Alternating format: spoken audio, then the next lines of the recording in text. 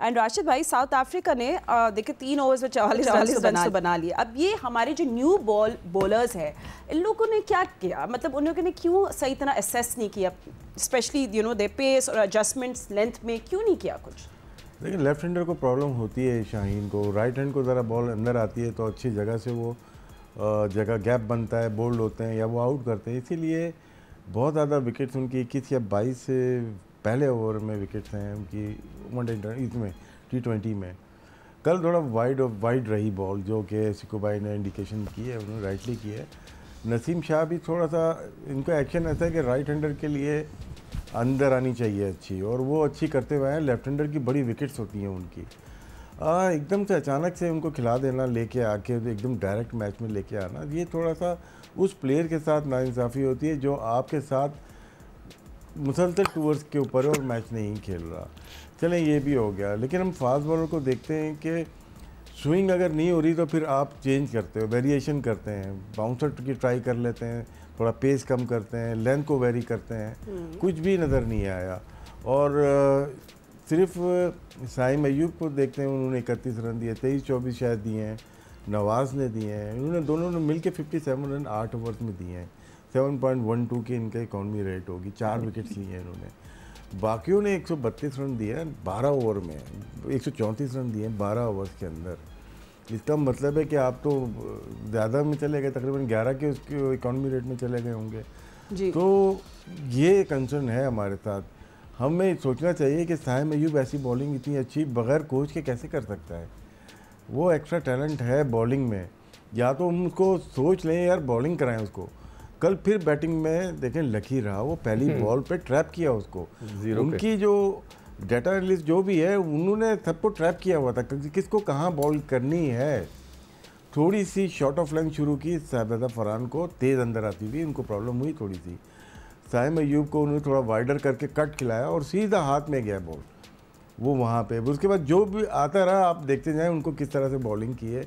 ये होती है कोचिंग या रियल टाइम पे काम, स्ट्रेटजी होती है, वो होती है। हमारी बॉलिंग, नवाज़ आउटस्टैंडिंग परफॉर्मेंस दे रहा है, अभी नहीं, एक मैच में नहीं, बहुत सारे मैचेस में जहाँ पे उनको बॉलिंग करनी थी, बॉलिंग नहीं कराई उन्होंने, फिर लेफ्ट हैंडर को कल आउट किया है। तो ये लॉजिक ख़त्म कर देनी चाहिए कि लेफ्ट हैंडर को वो बॉल नहीं कर सकता। वो आपका इस वक्त बेहतरीन बॉलर, दुनिया का नहीं, इस वक्त आपका बेहतरीन बॉलर है, जो कि स्लो बॉल भी कर सकता है। जो आउट किए कल, एक तेज़ बॉल करके बोल्ड किया उन्होंने फ्लाइट में रिसीव किया और वहाँ पे वो आउट किया, उन्होंने विकेट लिए हैं उन्होंने। तो वहाँ पे थोड़ा कंटेन हुआ था, लेकिन दोबारा से जब हमारे दिग्गज बॉलर आए ना, जो कि प्रीमियम बॉलर, फिर वहाँ से मैच हाथ से निकल गया। जब ये नवाज की बात करें ना, किसने ज़बरदस्त बॉल के 3 for 26, इंडिया से सेकंड मैच हुआ तो उसने 1 ओवर नहीं करा। जी। क्यों पूछे आगा से, और जो सेकंड मैच था, जो फाइनल था, उसमें 1 ओवर करा।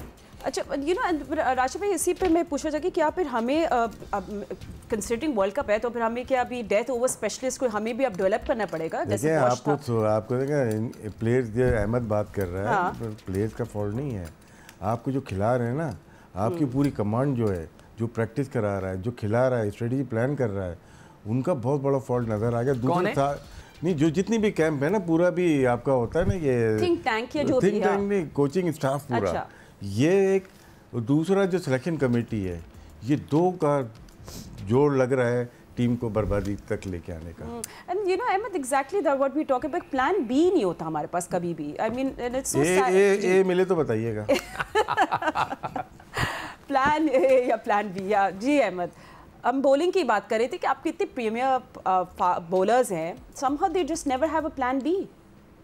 नहीं, प्लान बी होता है हमारा। जैसे ही एक टीम हारती है, दूसरे प्लेयर्स आ जाते हैं, वो हारते हैं तो पहले वाले आ जाते हैं। यही प्लान है, ये प्लान ए, ये प्लान बी।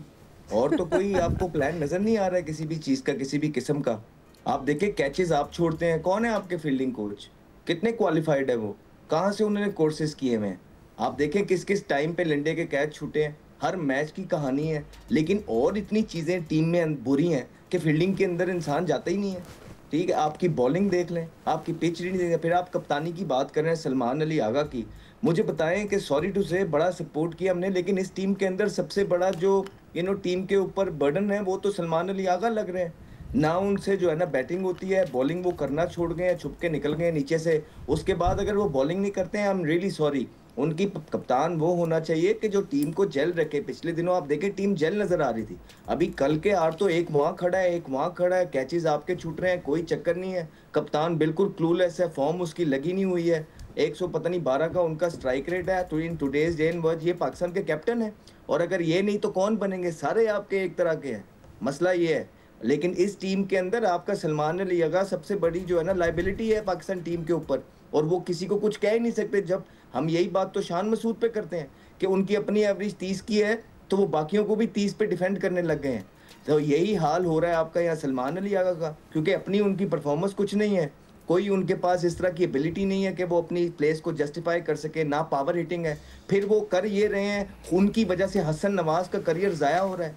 हसन नवाज कभी भी नंबर 6 के प्लेयर नहीं है, वो हसन नवाज से ऊपर आते हैं। तो किस वजह? हसन नवाज की जो सारी परफॉर्मेंसेज उसने अभी की हैं पीएसएल के अंदर, वो नंबर 4 पे की हैं, जहाँ आगा खुद खेल रहा है। तो ना आगा कुछ कर रहे हैं, ऊपर से इतना ज़बरदस्त जो टैलेंट है आपके पास, जो कि स्ट्रॉन्ग शॉट्स खेल सकता है, लेकिन आप उसको नंबर 6 का आपने धड़ा टुल्ला बना दिया। सॉरी टू से, आपने उसको भी टुल्ला बना के रख दिया, एक हिटर धड़ा टाइप बना के रख दिया, जो कि एक प्रॉपर प्लेयर है, जिसको थोड़ा बहुत टाइम चाहिए होता है, जिसको बुरा बॉल मिलेगा तो वो ऑटोमेटिकली पनिश करेगा, लेकिन आपने उसको फोर्सफुली हिटर बना दिया। So this is what Pakistan team is all about at the moment. मैं फिर से बोलूंगा, कोई कसूर नहीं है किसी प्लेयर का, ये प्लेयर्स की एबिलिटी इतनी है। ये वो लोगों को लेके आए हैं जिन्होंने पाकिस्तान के साथ खेला है ओवर द ईयर्स, पिछले 8-10 सालों के अंदर। वो लोग लेके आए जिनके हाथ में 6-6, 7-7 साल से क्रिकेट थी। उन्होंने क्या बनाया, पाकिस्तान को क्या दे के गए, कितने ऑलराउंडर बनाए, कितने स्पिनर्स बनाए, कितना मिडिल ऑर्डर बनाया। वो कहाँ है सिलेक्शन कमेटी जिन्होंने सिलेक्शंस किए हैं? आप उनको हटा देते हैं बगैर अकाउंटेबिलिटी किए हुए। हालात आपके ये हैं कि जैसी क्रिटिसिज्म होता है, आप पाकिस्तान क्रिकेट बोर्ड से हटा के पीएसएल में लगा लेते हैं, लेकिन वो सारे काम वही कर रहे होते हैं जो है ना पाकिस्तान क्रिकेट बोर्ड के अंदर बैठ के भी लोगों की जॉब होती है। So stop playing with the emotions of people यार। पाकिस्तान क्रिकेट जो है एक इमोशन का नाम है, लोग इसके साथ जुड़ते हैं, आप जब मर्जी उठा के देख लें। लेकिन जब आपने ये हाल कर दिया पाकिस्तान की क्रिकेट का, कौन देखेगा? आप जाके बाहर गली और कूचों में जाके पूछें तो सही, लोग क्या सोच रहे हैं क्रिकेट के बारे में, हम क्या तज्जिया करें। और भाई हमने नहीं खेलना, ना ही हमें कोई जॉब चाहिए, आप करें, हम आपके पीछे हैं। लेकिन आप ये क्या कर रहे हैं? आप सी टियर साइड से जो है ना वन साइडेड मैच हारते हैं।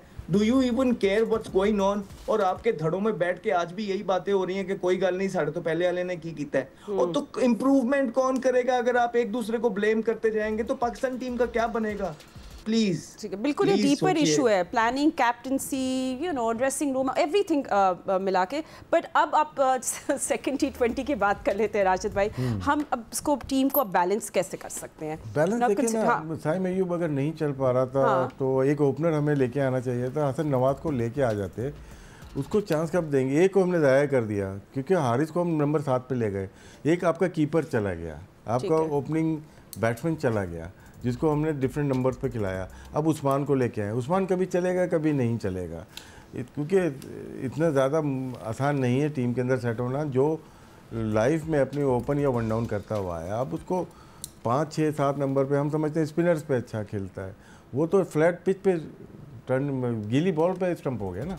अब इससे अंदाज़ा आप लगा सकते हैं कि बॉल नहीं देख के निकल रहे ये लोग, बॉल की पिच पे पहुँचे ही नहीं, दूर थी बॉल। तो ऐसे प्लेयर्स पे हमें चांस लेना पड़ रहा है। एक तो आपके ओपनिंग स्लॉट हारिस और ये नज़र आ रहे थे, हसन नवाज हमें नज़र आ रहे थे यार ओपनर है, इनको हमने टास्क दिया कि आपको मार के खेलना है। फिर साहबजादा फरहान हो गए थे। ये 3 ऐसे हैं कि जिनके बल्ले पे बॉल आ सकती है, बाकी बॉल ढूंढ रहे हैं, चाहे वो बाबर हो, चाहे वो फ़खर हो, चाहे वो अभी खेलने वाले साइम हो, नहीं आ रही उनके बैट के ऊपर बॉल। ये 40 मैच के बाद अगर एक 100 करके फिर हेडलाइन लगवा दें, वो हमें फ़ायदा नहीं होगा, इनको ज़ाती फ़ायदा होगा। तो इनको इम्प्रूवमेंट की ज़रूरत है।